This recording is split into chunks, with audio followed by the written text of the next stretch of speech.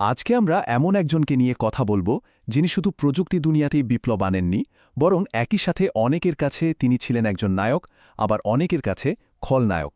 হ্যাঁ, আমরা কথা বলছি স্টিভ জবসকে নিয়ে, আধুনিক ইতিহাসের অন্যতম বিতর্কিত কিন্তু প্রভাবশালী একজন ব্যক্তিত্ব। তার মৃত্যুর পর যে কোম্পানি তিনি নিজে গড়ে তুলেছিলেন সেই অ্যাপল তাকে একজন স্বপ্নদর্শী হিসেবেই তুলে ধরে। তারা বলে যে স্টিভ জবসের কারণেই পৃথিবীটা আজ এত উন্নত। এই প্রশংসার মাধ্যমে তার ইমেজটা এমনভাবে তৈরি হয় যে তাকে প্রায় একজন দেবতার আসনে বসানো হয়েছিল। কিন্তু পর্দার আড়ালে যারা তার সাথে সরাসরি কাজ করতেন তাদের অভিজ্ঞতা ছিল একেবারে অন্যরকম। তাদের মধ্যে কেউ কেউ তাকে ত্রাণকর্তা তো দূরের কথা, বরং এমন একজন ভাবতেন যার আসল রূপটা সবার সামনে প্রকাশ করা উচিত। তাহলে সত্যিটা কি? কে ছিলেন এই কালো টটলনেক পরা মানুষটি? একজন সাধু নাকি শয়তান, স্বপ্নদর্শী নাকি একজন স্বৈরাচারী? চলুন এই রহস্যের গভীরে যাওয়া যাক। আচ্ছা, প্রথমে তার সেই কিংবদন্তি রূপটা নিয়ে কথা বলা যাক। সেই মানুষটি যিনি শুধু একটা কিছু বানাতে চাননি, বরং চেয়েছিলেন মহাবিশ্বে নিজের একটা ছাপ রেখে যেতে। ভাবুন একবার, শুধু সাধারণ মানুষই নয়, তৎকালীন আমেরিকান প্রেসিডেন্ট ব্যারাক ওবামার মতো নেতারাও তাকে একজন সেরা উদ্ভাবক হিসেবে দেখতেন। তার সাহসিকতা আর প্রতিভা গোটা বিশ্বকে নতুন করে ভাবতে শিখিয়েছিল। জবসের সাফল্যের মূলে কিন্তু একটাই জিনিস ছিল, সরলতা। তিনি বিশ্বাস করতেন সবচেয়ে জটিল জিনিসকেও একদম সহজ করে মানুষের কাছে পৌঁছে দেওয়া সম্ভব, আর এটাই ছিল তার উদ্ভাবনের মূল মন্ত্র। যেমন ধরুন, আইডিভিডি বানানোর সময় তিনি হোয়াইটবোর্ডে শুধু একটা বক্স এঁকে বলেছিলেন, ভিডিও টেনে এনে এখানে ফেলো, তারপর বার্ন বাটনে ক্লিক করো, শেষ, ব্যাস। এটুকুই তার কাছে উদ্ভাবন মানেই ছিল অপ্রয়োজনীয় সবকিছু ছেটে ফেলে দেওয়া। আর এই চিন্তাটা তো আরও অসাধারণ। প্রথম আইম্যাক কম্পিউটারে একটা হ্যান্ডেল লাগানো হয়েছিল, কিন্তু ওটা কম্পিউটারটা সহজে বই নিয়ে যাওয়ার জন্য নয়, বরং ইন্টারমিডিয়েটিং একটা নতুন মেশিনকে দেখে যেন মানুষের ভয় না করে, বন্ধুত্বপূর্ণ মনে হয়, সেজন্যই ছিল ওই হ্যান্ডেলটা। ডিজাইন দিয়ে মানুষের মনের ভয় দূর করার চেষ্টা।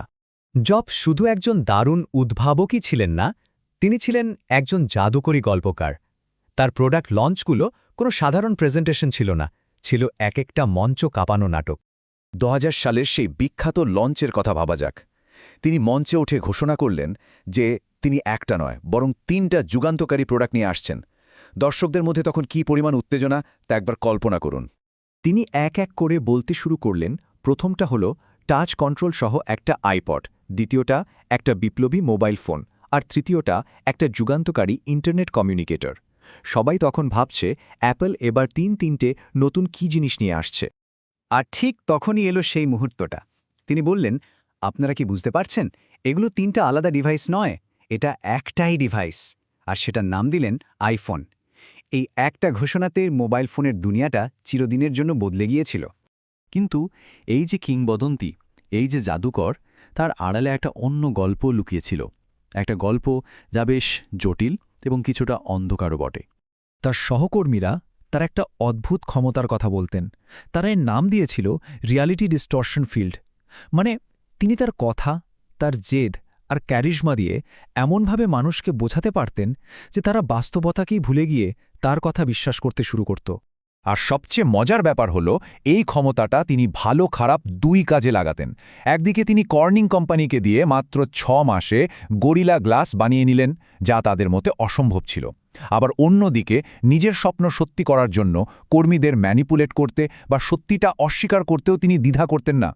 বাস্তবতা বদলানোর এই খেলার পেছনে কিন্তু একটা বিরাট মানবিক মূল্যও দিতে হয়েছে। তার সাফল্যের পেছনে ছিল অসংখ্য মানুষের হতাশা আর চোখের জল। তার অনেক কর্মী তাকে একজন ভয়ঙ্কর আর আগ্রাসী নেতা হিসেবে মনে রেখেছেন। বলা হয় তার মধ্যে একটা অদ্ভুত ক্ষমতা ছিল মানুষকে ছোট অনুভব করানোর। তার ম্যানেজমেন্টের ধরনটাই ছিল ভয় দেখানো আর চরিত্র হননের উপর ভিত্তি করে। কিন্তু সবচেয়ে অবাক করার মতো ব্যাপার কি জানেন? যারা তার হাতে সবচেয়ে বেশি ভুগেছেন, যাদেরকে তিনি অপমান করেছেন, তাদের অনেকেই আবার নিজেদেরকে ভাগ্যবান মনে করতেন তার সাথে কাজ করতে পেরে। এই অদ্ভুত বৈপরীত্যই হয়তো স্টিভ জবসের আসল রহস্য।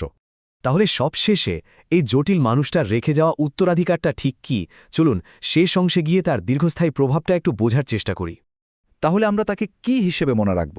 একজন অসাধারণ উদ্ভাবক যিনি পৃথিবীকে নতুন পথ দেখিয়েছেন, নাকি একজন নির্দয় স্বৈরাচারী যার কাছে মানুষের আবেগের কোনো দাম ছিল না? দেখুন, তার প্রভাব অনস্বীকার্য। Personal computer, animated cinema, music, phone, tablet, retail store, digital publishing, কমপক্ষে 7টা ইন্ডাস্ট্রিকে তিনি পুরোপুরি বদলে দিয়েছেন। আমাদের আজকের ডিজিটাল জীবনের অনেকটাই তার হাতে গড়া। হয়তো আসল উত্তরটা হলো তার ভেতরের জিনিয়াস আর স্বৈরাচারী সত্তা দুটোকে আলাদা করাই সম্ভব না। ওগুলো হয়তো একই মুদ্রার এপিঠ ওপিঠ ছিল, আর মহাবিশ্বে অমন একটা বড় দাগ ফেলার জন্য হয়তো এই দুটো গুণেরই দরকার ছিল। শেষ পর্যন্ত তাকে বোঝার সবচেয়ে ভালো উপায় হয়তো তার নিজেরই দেওয়া একটা উপদেশ।